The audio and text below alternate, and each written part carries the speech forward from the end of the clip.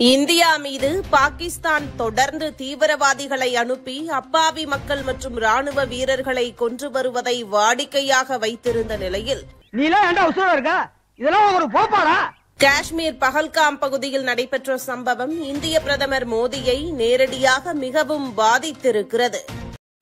ஓகேங்க, அங்க அடிச்சா எடுத்துக்கிட்டோம், இங்க அடிச்சா எடுத்துக்கிட்டோம், எங்கெங்கயோ அடிக்கிறான் எடுத்துக்கிட்டோம். என்னடா எங்க வீட்லயே அடிக்கிறீங்களே? பிரதமர் மோடி இன்றைய தினம் பீகாரில் பொதுவெளியில் வைத்து உலகிற்கு ஒரு விஷயத்தை கூறினார். அதில் காஷ்மீரில் தாக்குதலில் ஈடுபட்ட ஒவ்வொரு நபர்களையும் விடமாட்டோம், அவர்களுக்கு உதவி செய்தவர்கள் என அனைவரையும் தேடி தேடி அழிப்போம், இது சத்தியம் என ஆவேசமாக தெரிவித்திருந்தார். தப்பு பண்ணிட்டே சிங்காரம், தப்பு பண்ணிட்டே. நீ மறுபடியும் எங்கட தொட்டிருக்க கூடாது. தொட்டுட்ட, தொட்டவனே நான் விட்டதே இல்லை. நம் எதிரி நாடான பாகிஸ்தானில் இருந்து செயல்படும் தடை செய்யப்பட்ட பயங்கரவாத அமைப்பான லஷ்கர் இ தொய்பாவின் உள்ளூர் கிளையான தி ரெசிடென்ஸ் ஃப்ரண்ட் அமைப்பைச் சேர்ந்த பயங்கரவாதிகள் இந்த தாக்குதலை நடத்தினர். அடர்ந்த ஃபைன் காட்டிற்குள் பதுங்கியிருந்த 5க்கும் மேற்பட்ட பயங்கரவாதிகள் ராணுவ சீருடை, குர்தா, பைஜாமா உடை அணிந்து வந்து அப்பாவி மக்களை சுட்டுக் கொன்று விட்டு தப்பி ஓடிவிட்டனர். இதுக்கெல்லாம் பேர் எனக்கு தெரியுமா? சமீபத்தில் வைசரன் பள்ளத்தாக்கில் ஊடுருவிய பாகிஸ்தான் பயங்கரவாதிகளும் இந்த தாக்குதலில் ஈடுபட்டனர். லஷ்கர் இ தொய்பாவின் உயர்மட்ட தளபதி காலித் என்கிற சைபுல்லா கசூரி இந்த தாக்குதலுக்கு மூளையாக செயல்பட்டுள்ளார். வயிற்றுல கீரலே போடாம கொடலை பிதிக்கியே எப்படி வெளியெடுக்க போறதுன்னு உன்னை வச்சு என் பசங்க கத்தர போறேன்டா. உடலில் கேமராக்கள் மற்றும் ஹெல்மெட் பொருத்தப்பட்ட கேமராக்களை அணிந்து தாக்குதலின் முழு நிகழ்வுகளையும் பயங்கரவாதிகள் பதிவு செய்துள்ளனர். இந்த தாக்குதல் வீடியோக்களை தங்களது ஆதரவாளர்களிடம் காட்டி நிதி வசூல் செய்வது, சமூக வலைதளங்களில் வெளியிட்டு காஷ்மீருக்கு சுற்றுலா பயணிகள் வராமல் தடை செய்வது ஆகியவையே நோக்கம் என தெரிய வந்துள்ளது. எல்லாமே இவர்தானா?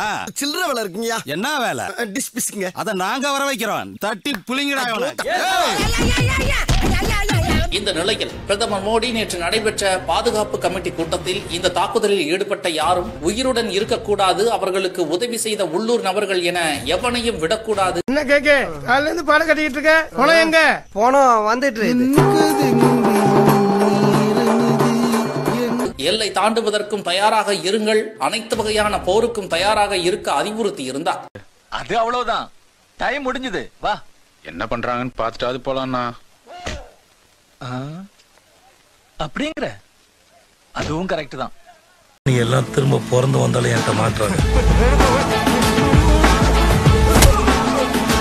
இன்றைய தினம் பொதுவெளியில் வைத்தும் பிரதமர் நேரடியாக இதை கூற அடுத்த நிமிடமே பாகிஸ்தான் எல்லையை நோக்கி இந்தியாவின் அதிநவீன ஏவுகணைகள் கொண்டு செல்லப்படுகின்றன. மறுபக்கம் போர் கப்பல்களும் பாகிஸ்தான் எல்லையை நோக்கி திரும்பி இருக்கின்றன. பாகிஸ்தானின் நிலைகளை குறிவைத்து முழு போருக்கான தயார் நிலை செய்யப்பட்டு விட்டதாகவும் விரைவில் முழுமையான பதிலடி இந்தியாவிடமிருந்து கிடைக்கும் என அழுத்தம் திருத்தமாக விஷயம் உறுதி செய்யப்பட்டிருக்கிறது. முதல்ல நீங்க சொல்லக்கூடாதா சாமி?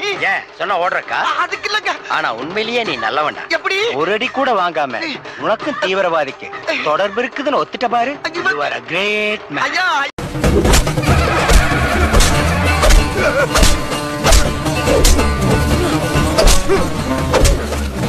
இந்த சூழலில்தான் நேற்று இந்தியா அறிவித்த முக்கிய விஷயங்களில் மிகப்பெரிய சம்பவமாக பார்க்கப்பட்டது சிந்து நதி நீர் ஒப்பந்தத்தை ரத்து செய்ததுதான். பலரும் இவையெல்லாம் ஒரு விஷயமா என கேள்வி எழுப்பிய நிலையில் இதன் உள்ளார்ந்த ஆழம் தற்போது வெளியாகி இருக்கிறது.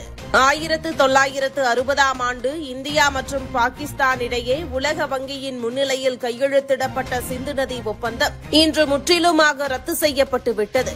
என்ன கோட்டச்சாமி? ஒண்ணும் இல்லையா? ஒண்ணும் இல்லையா?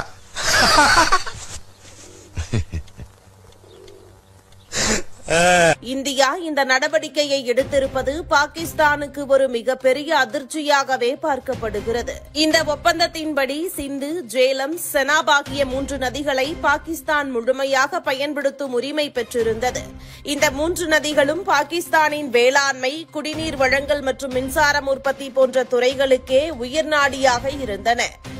எதிர்பார்க்கல, எதிர்பார்க்கல, எதிர்த்து அடிப்பான எதிர்பார்க்கல. இந்தியாவின் இந்த நடவடிக்கையை எதிர்த்து பாகிஸ்தானின் முன்னாள் தூதர்கள் மற்றும் நீர்வள வல்லுநர்கள் குரல் கொடுத்து வருகின்றனர். வேர்ல்டு வங்கி நடுவறுப்பில் உருவான ஒரு சர்வதேச ஒப்பந்தத்தை இந்தியா ஒருதலைபட்சமாக ரத்து செய்ய முடியாது என்று அவர்கள் கூறுகின்றனர். ஓரளவுக்கு மேல நம்ம கிட்ட பேச்சே கிடையாது. இந்த ஒப்பந்த ரத்து பாகிஸ்தானுக்கு எதிரான போர் நடவடிக்கையாக இல்லாவிட்டாலும் அதைவிட பயங்கரமான தாக்கத்தை ஏற்படுத்தக்கூடியது. வேளாண்மை நிலங்கள் வறண்டு போகும், குடிநீருக்கு தட்டுப்பாடு ஏற்படும், மின்சார உற்பத்தி குறையும், தொழில்துறை நிலைத்து நிற்க முடியாத நிலை உருவாகும். இந்தியா மேற்கொண்டுள்ள இந்த மிக முக்கியமான நடவடிக்கை பாகிஸ்தானின் எதிர்காலத்தையே கேள்விக்குறியாக மாற்றி நிற்கிறது. குறி வச்சா நீர் என்பது உயிரின் அடிப்படை. அதனை கட்டுப்படுத்தும் இந்தியா இப்போது பாகிஸ்தானின் தலைவிதியையே நிர்ணயிக்கும் நிலையில் உள்ளது. இந்தியா முதலில் பொருளாதார ரீதியாக பாகிஸ்தானை தனிமைப்படுத்தும் வேளையிலும் அதே நேரத்தில் ராணுவ ரீதியாகவும் மிக பெரிய பதிலடியை நிச்சயம் கொடுக்கும் என இந்தியர்கள் பலரும் திடமாக நம்புகின்றனர். சக்கரபாண்டிய புது ரூட்ல அடிக்க போறேன். புதாடிய நாம அடிக்கணும், அவன் திணறணும், சமாளிச்சு வரதுக்குள்ள அடுத்தடி அடிக்கணும். புரியலையே வேலு, நான் அடிக்க ஆரம்பிச்சதுக்கு அப்புறம் தானா புரியும். சக்கரபாண்டிக்கு சங்குதர நேரம் சீக்கிரம் வந்துருச்சு. பாகிஸ்தானியர்கள் வெளியேற வேண்டும் அப்படின்னு சொன்ன போது இங்க கொஞ்சம் கருப்பு சிவப்பு ஆட்கள் எல்லாருமே பதறுகிறார்களே, அவங்களுக்கும் பாகிஸ்தானுக்கும் என்னையா சம்பந்தம் இருக்கு அப்படிங்கிற ஒரு கேள்வி வருது. தமிழக மக்கள் கொஞ்சம் விழிப்புடன் செயல்படுங்கள். இவனுடைய கொள்கை, கலாச்சாரம், கோட்பாடு அப்படிங்கிறது எல்லாமே பாகிஸ்தானுக்கு ஆதரவா இருக்கே தவிர இந்தியாவுக்கு சுத்தமா ஆதரவா இருந்த மாதிரி தெரியல. சந்தேகப்பட ஆரம்பிச்சிட்டாங்களே. இந்த ஏரியாவில் கொஞ்சம் எச்சரிக்கையா தாமா தெரியணும்.